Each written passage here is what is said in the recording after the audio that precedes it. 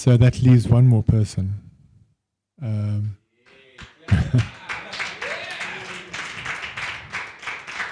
I have to say that for me it was a very interesting experience embarking upon this journey with Kosi, in part because I think I had underestimated the commitment that would need to be made by myself, but she made up for that in spades herself, which was an eye-opener, the extent to which her drive and her commitment, indeed her inability to take no for an answer, really did secure some phenomenal outcomes. And I think I should just elaborate on those outcomes. She was in a very challenged situation with a school that was undercapacitated, where she'd identified the opportunity to merge her school with a much more substantial one, a kilometre down the road.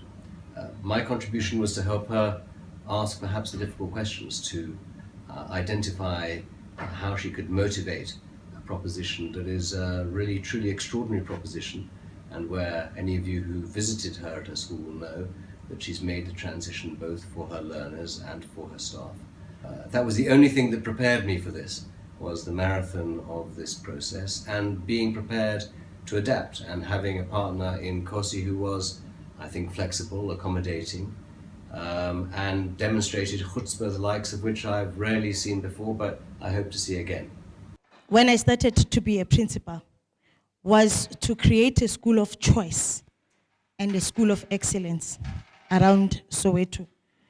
So this is the school of choice, where learners are afforded with opportunities for growth, and my staff also afforded with the ability to perform to their level best. For me, the partnership, as Francois was saying, it was complicated. For me, it was flexibility, because I've learned to be flexible and to be able to work on my own, but with support, knowing very well that there's somebody, when I'm stuck, I'm able to take a phone call and we are able to communicate and we come up with solutions, which was a highlight for me, because I have never learned that communication through the internet, communication through Skype can be so effective, so that I can be the leader that I am today.